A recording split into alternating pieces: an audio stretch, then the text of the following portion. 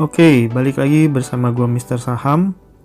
Video ini adalah video pertama gua yang gua tempatin di segmen experience.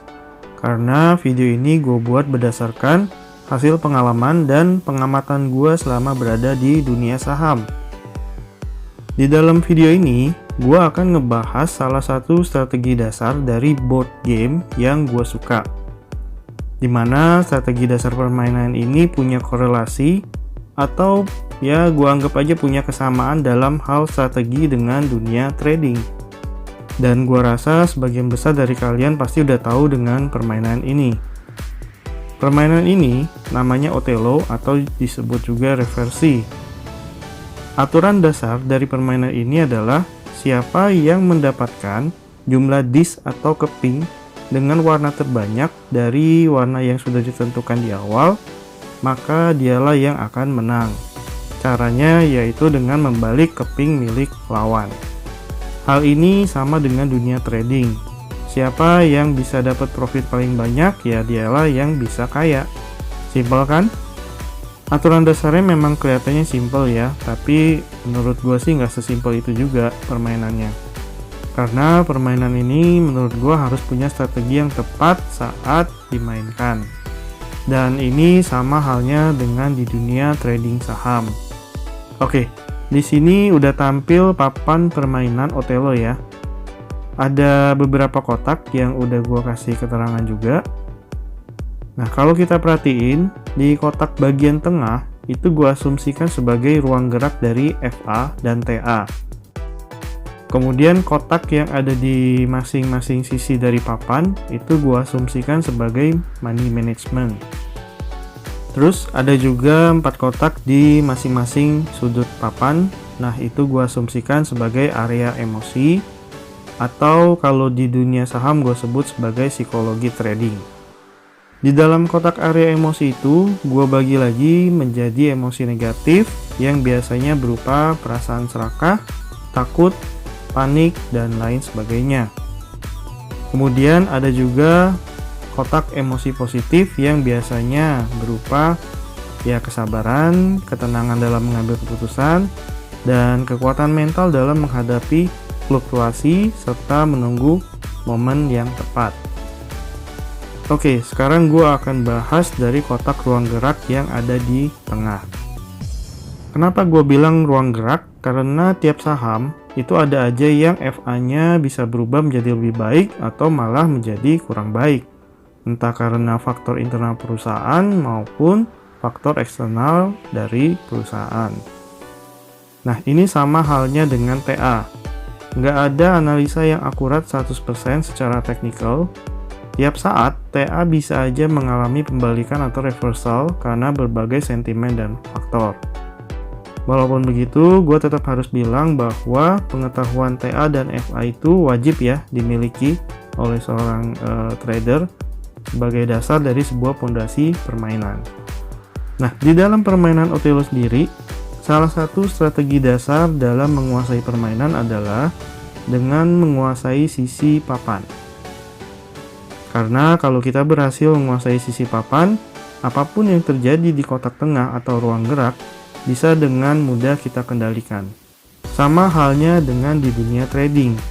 Ketika kita memiliki money management yang baik, apapun yang terjadi dengan TA maupun FA, kita tetap masih bisa membalikan keadaan.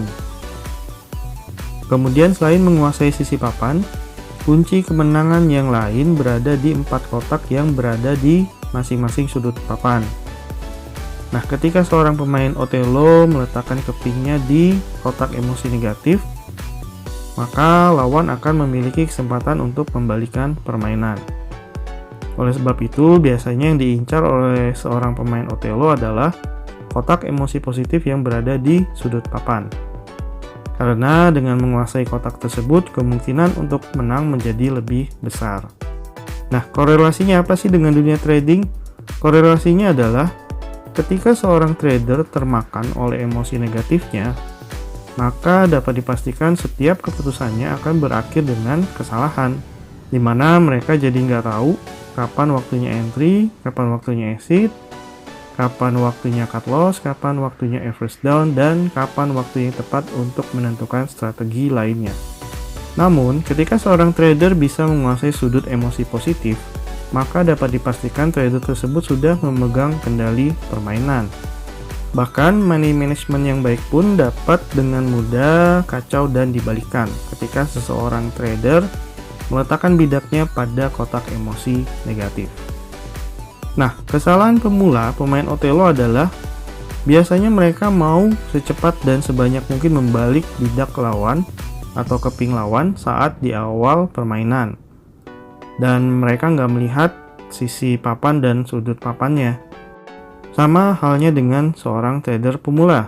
Kesalahan yang biasa umum terjadi pada seorang trader pemula adalah mereka mau secepat mungkin mendapatkan profit tanpa memperdulikan money management dan aspek emosinya. Mereka mungkin ngerasa udah punya skill TA atau FA yang baik dan mereka nggak mau memperhatikan aspek non-teknis lainnya. Makanya, jangan lupa bahwa dalam setiap permainan, musuh terbesar kita itu adalah diri kita sendiri. Apakah kita yang dikuasai emosi atau kita yang menguasai emosi kita?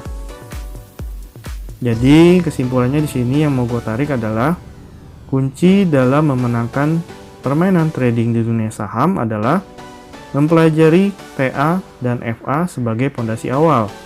Lalu, penerapan money management yang konsisten. Dan terakhir dan yang terpenting adalah pengendalian psikologi trading dari kalian sebagai trader. Terus kalau misalnya ada yang tanya big money, bandar atau market maker mungkin itu mereka ada di mana? Ya kalau menurut gue sih mereka ada di kotak tengah juga ya, sama seperti FA dan TA. Jadi yang bisa bertahan dan menang dari mereka adalah seorang trader yang menguasai sisi samping dan sudut papan.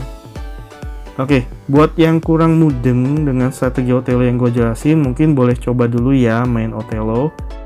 Kalau mau main Otelo online sama gue juga boleh. Follow gue aja di Stockbit, nanti kita janjian buat main bareng. Terus buat master Otelo, mohon maaf ini yang gue ambil cuma strategi dasar aja ya, yang gue korelasikan dengan strategi trading. Oke, sekian sharing gue kali ini. Semoga bisa bermanfaat dan membuka wawasan kita semua. Kalau ada yang mau ditanya, silahkan komen di bawah. Dan kalau kalian suka dengan video gue dan channel gue, jangan lupa subscribe, like, and share, serta nyalakan loncengnya untuk dapetin updatean video gue selanjutnya. Thank you.